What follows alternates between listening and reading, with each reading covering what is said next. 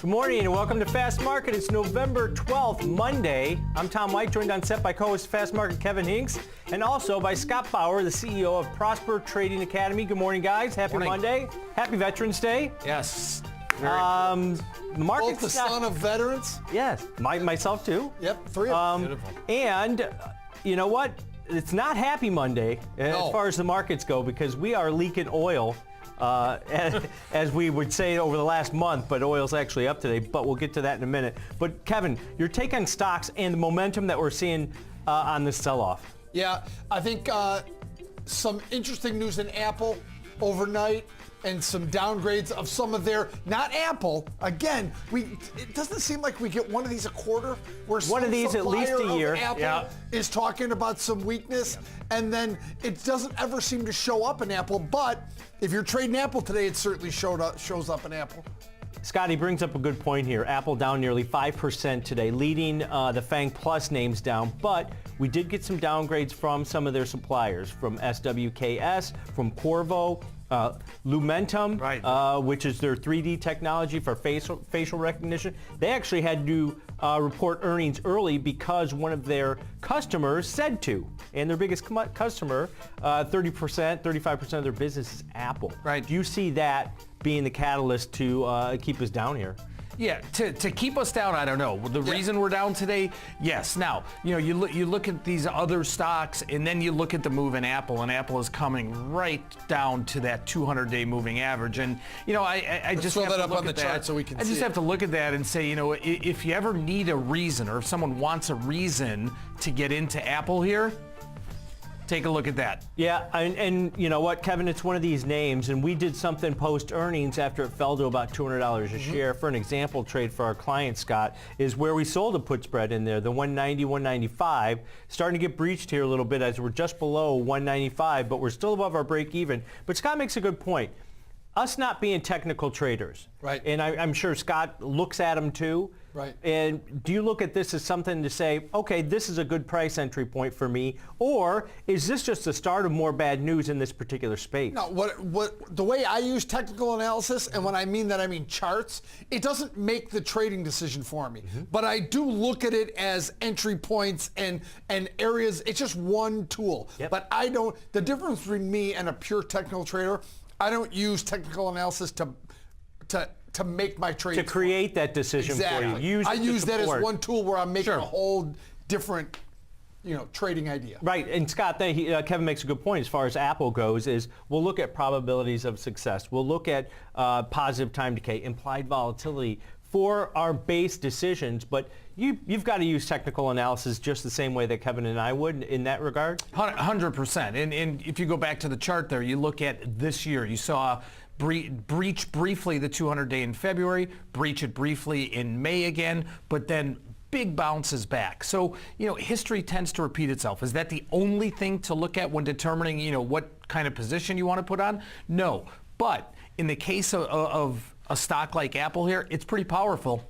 Yep, I agree with you here, and you're probably going to have some interest around this 195 level, 200 days just below this current level that we're trading. But Kevin, this is a complete risk-off trade day. We've got bonds and treasuries up. We've got the dollar rallying, also putting some pressure. Dollar's up pretty significantly. Maybe that's based on the risk of the Brexit news. I think some of the people in the UK are not in agreement on this Brexit plan, but that's also causing the sterling to go down, the dollar to rally a little bit. But this is a risk-off day. But it's a risk-off day. But hold on a minute, because a risk-off day means gold would rally. Right, and gold is actually down because of the higher dollar. So the VIX and bonds, absolutely right. I got no problems with that. But gold, normally that's the third one in that risk-off trade is gold, and gold down $4. Yep, and you're right. I think you're exactly right. Is that commodity prices are taking a hit today just based on that dollar rallying. But go ahead, Scott. Yeah, what I was going to say is what's really interesting with the dollars, and we talked about this about 2 weeks ago when some positive Brexit news came out that they were, headline news of maybe getting close to some sort of agreement. They did hit the dollar hard that day, and we talked about maybe a little bit overreaction, and maybe if you're trading that, you might want to look to get back in there. And sure enough, that is where the safe trade is going to, is the dollar, just like it has been over the last 6 months or so. Yeah. Tom, look at this. Look what gold has done. Gold. Nothing. Right? That would tell you there was no real concern throughout the month of October when the whole market was gold down. Got up into the 1230s and it basically has just crashed in the last 4 or 5 days. Big down day Friday, another not recovering today, even with, as you claim, a risk-off trade. I would agree with you in most cases, especially VIX and bonds, not gold. Yeah, but that's a good question for both of you guys. Is gold, and we've talked about this before, is gold not the risk-off trade anymore? Is it not the safety play that a lot of people used to use it as? And now they're pouring into the dollar as that base trade. Is that something investors out there should start thinking about? I tell you what, I've never used gold in my life as a risk-off trade. Never. If I'm bullish, if I'm bearish on the overall market, I trade the market. I don't try to line up these things with gold. Yeah. I just don't. I've never seen the correlation between risk-off and gold. Now some people do. Yeah, but Kevin makes a good point here, and because a lot of traders don't use gold as that proxy for a little bit of safety, but a lot of investors and long-term investors want maybe 2 to 5% in their portfolios to use it as protection, but it hasn't worked out lately, Scott. No, not this year. It hasn't, and there may be just a little bit of a shift because of all the pressure, in the dollar space, and that is really what's grabbing the headlines here is the dollar.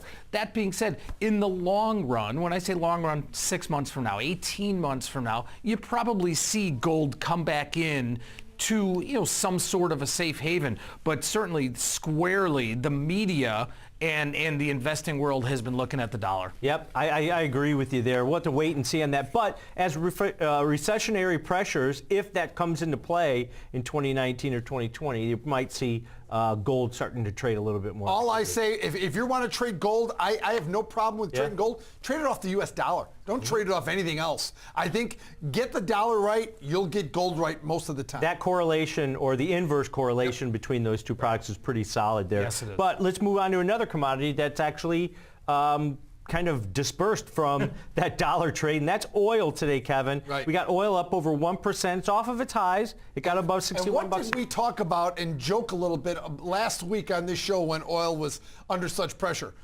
OPEC's going to show up eventually. You're going to hear from them. They're not going to let that happen. Look at that chart. They're not going to let that happen to crude oil and not get involved. And sure enough, you saw some comments from OPEC. Yep, and we knew that the meeting was coming up, and they probably weren't as as strongly based about production cuts as they were, because they said they put off some decisions until December, see if it can rebound. But we're in bear market territory prior to this move today, Scott, and we're still right out at those levels. But it seems like that $60 a barrel level is held.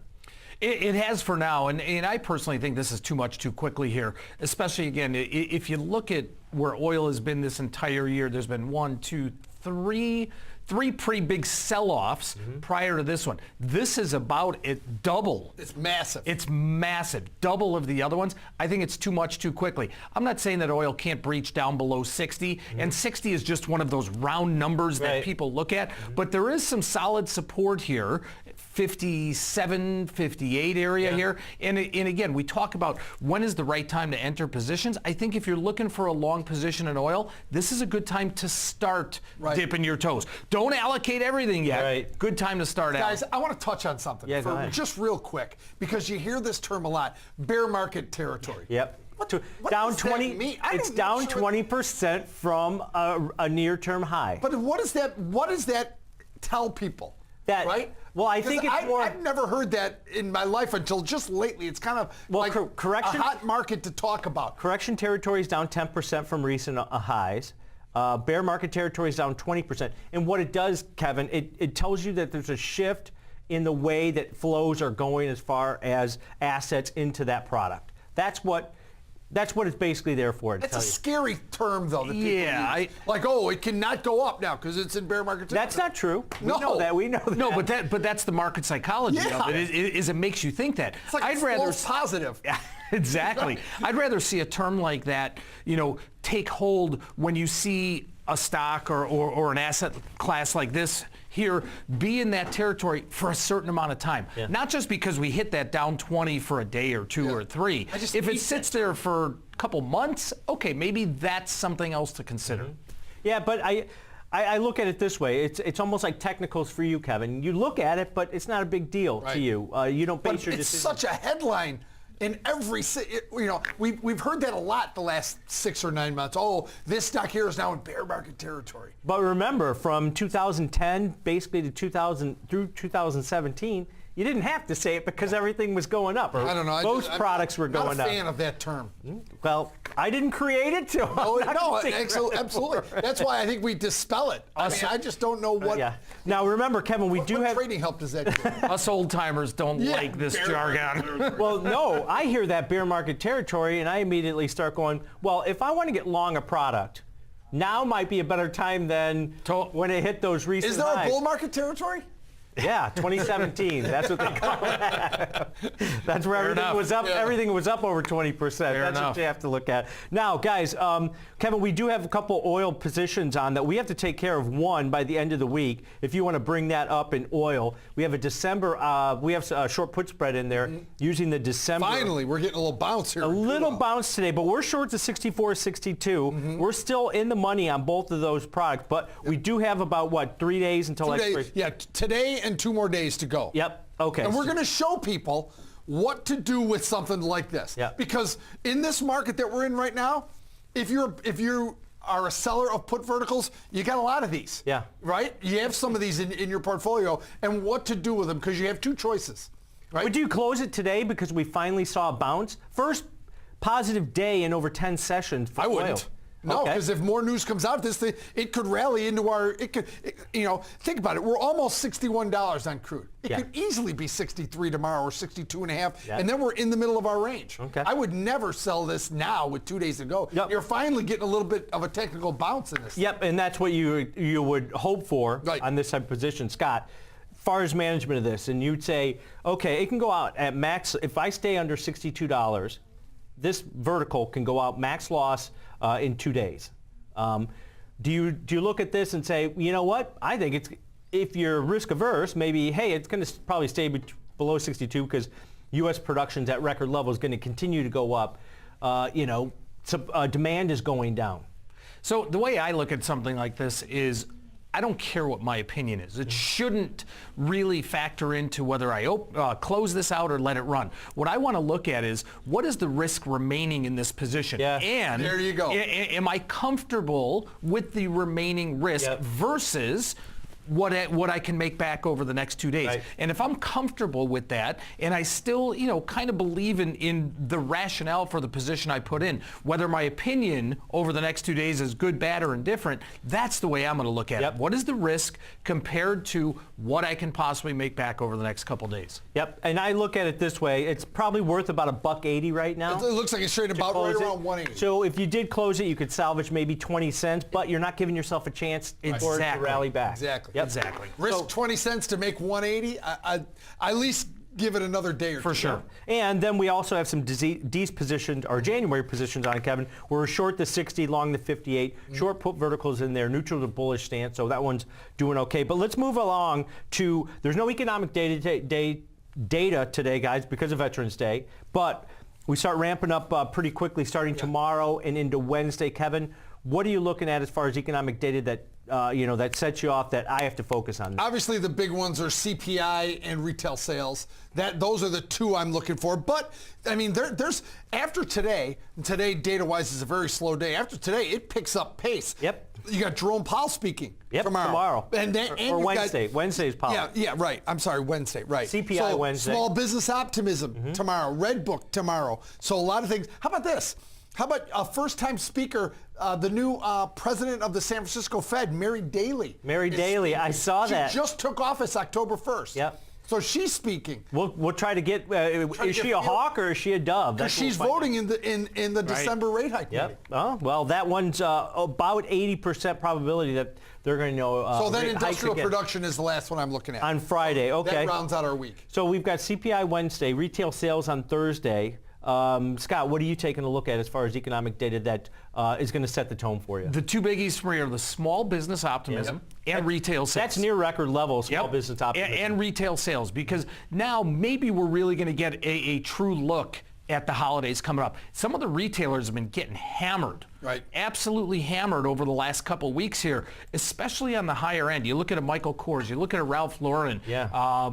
Fossil's not a higher end one, but it's got. It was one day. It was at one point. We have Dillard's coming out today or tomorrow. Yeah. So I'm really looking because I want to see what the small business owners think about the upcoming holiday season, Black Friday, this, that, and the other, with the way the market's been over the last 3-4 weeks. Has that optimism changed? Yeah, because we've seen a downturn, but not that much out of consumer sentiment and consumer confidence, just off all-time highs, but that's still really at elevated levels. The consensus for small business optimism tomorrow, 108. 108. So inconsistent with the numbers. Yeah. It was 107.9 a month ago. So those numbers pretty consistent in the forward-looking numbers. It's almost like those Red Book numbers, Kevin. Mm-hmm. They consistently stay at the elevated levels. Massive numbers. Let's talk about that. Retail sales and the retailers giving earnings today. That's probably most likely what's on our radar as far as earnings go. Kevin, we got Home Depot tomorrow. We're going to be talking about that later on the show. Yeah, Home Depot's a big one. We got Nvidia's a big one. I mean, obviously, really volatile name, Nvidia. But then you got Macy's. Yeah, a lot of good names this week. Remember, the pace of these earnings are going to start to slow down, but you can still figure out good names. Absolutely. Day by day. You can find one. You just don't find as many. Yep. Scott, and we've got Nvidia, we've got Walmart. We got Macy's. Walmart's another big one, yes. Yeah, that's a huge one. JW Nordstrom. So what are you going to be focused on as far as what you tell your clients to look at? Yes. Yeah, all of them. all of the above. Right. But what we're going to do is look at them individually. We're not going to say, okay, the retail sector is hot, cold, or indifferent. We are looking at stock by stock because there really has not been a big trend other than, taking a look at Amazon and Google, Alphabet, the big guys that have gone down. I want to look stock by stock because you may see perhaps a great quarter, great estimates out of Home Depot, and yet maybe Walmart on the flip side, even though they're not, the same, they're both big retailers, you may have a report opposite on Walmart. So look at them as individual stocks in and of itself if you're doing an earnings play. Yep, and you make great points there. And you know what? This quarter, as far as profitability and growth, it was supposed to be just below 20% profit growth. It's back above 25% for the S&P 500. 90% have reported so far. So big numbers coming out this week and winds up a pretty choppy earnings season because we've gotten good reports, but we've seen a lot of stocks sell off into that bear market territory, Kevin. Bear market territory. All right, let's talk Citigroup. Let's talk banks. Yes. We've got rates actually downturning today as bonds and treasuries get bid up, and that's causing some pain for the banks. Yep. Big percentage. Citigroup down 2%, Kevin. Yep. This stock has really taken it on the chin. It's down about 12%. 13% for the year. 10-year yields up over 75 basis points this year. Now, we always talk about that correlation between banks and the 10-year yield because they make more money on that net margin interest, right? Right. But Citigroup's not participating. But here's the thing. Citigroup, if you remember the first day that earnings came out, that first Friday, like the 13th, they had the best numbers. Remember, because they had the fixed income and commodity trading numbers that all the other banks didn't have. And think about October and the trading that we've had. Is this going to help or hurt the banks? And the stock is down massively from there. Yeah. So, Citi is one of those that actually is doing a good job. It's not showing up in the price of the stock. Not at all. Scott, when you take a look at Citigroup, it's been beat up. It's near 2008 lows, just above $64 a share. Do you look at this and say, okay, it doesn't have earnings. Earnings are already passed. But I expect rates to stabilize. Do I like Citigroup, or do I think it's something that maybe it'll stabilize or consolidate, maybe grind higher? This one definitely gives me a little pause for concern here. When I'm looking at some of the big bank stocks, with the volatile environment that we've had over the last 3-4 months, what I think you're going to see is some of the big trading bank stocks, a Goldman Sachs, a JP, Morgan Stanley. Those are the ones in this environment that I think coming towards the next earnings report, which should be, early January, late January, somewhere around there. Right. Those are the ones where I think you're going to see a potential big uptick because those have the profitability in the trading revenue to really expose what's happened in the marketplace over the last 3 months. Yeah, I mean, we've had some pretty solid option volumes and NYSE volumes as far as, trading revenues starting to pick up a little bit, and we've seen, these Fed meetings cause some more added volatility in the Treasury market also, Kevin. So what are we looking at here in Citigroup as far as a trade or a position or something, an example that we can give our viewers? Citigroup, if you like Citigroup here and you like the banks, now, good news is you're getting them in a blue light special today because bonds are up a lot and interest rates are down. But this Citigroup did post good trading revenues last quarter. So if trading is better, which we all think it is for this quarter, there's been a lot more volatility in the market this quarter. So and if rates start rising, right, all the numbers start to look better for these trading groups. Citi is something that you can do if you like Citigroup. If this is something you want to look at, let's look at. Here's one thing though. IV percentile is still up at 60. Two-thirds and that's based on what's going on in that market. sector. Yeah, in the market, right. Exactly. So that should drive the strategy that we use, right? I mean, think about it. If the implied volatility in some of these options right now is trading around 30, it can go, 16 is the low. That's a long way away. So I like to see the ground on some of my trades. So it's a little high. I would immediately think if I was neutral to bullish in this name or just slightly bullish, I would look at a calendar spread, long calendar spread on the call side, where maybe the 67.5 strike comes into play if it grinds higher. Or you've got a Vega problem. Or then you've got a Vega problem. My point exactly, because we like to initiate long calendar spreads in low volatility environments. Scott, your take on that? Yeah, that's the issue, like what Kevin just said. So I'd probably prefer to look at, Kevin, I'm going to defer this to you, one of your ratioed, put flies. Something short Vega. Short Vega, take advantage of some excess premium here. And again, it's not an overly bullish stance, but it's more the neutral to slightly bullish in that you're saying maybe Citicorp has bottomed out or maybe there's just a little bit more room to the downside. Yeah, and you could sell put spreads that are out of the money to the downside with that elevated volatility. Yes. But right now, it seems like it's one of those names where, everything should be going well for the banks with the rates rising over the past year, but it seems like their valuations are low, but they're low for a reason. Maybe the market just equates that. But Kevin, what do you have? $2 butterfly really not lining up here. It's 82-cent credit. 1 by 6 by 5, not really jumping out at us. And you're buying the 62, selling the 60s. So you're basically, your break-even point's just above $59 a share. Right. Not a lot of risk. Trade. And you are long deltas and you're short Vega, which is everything we want, but you're just not getting we like to see the dollar be the minimum. Yeah, and using this many contracts to collect only 82 cents on this credit, it's neutral to bullish in nature, but you like to see that over $1 because of all the costs. Because there is some more risk and there is some more commissions. There's a lot of things involved. But what you could do, the only thing you could do is take this out of it and just make it a short vertical. Yep.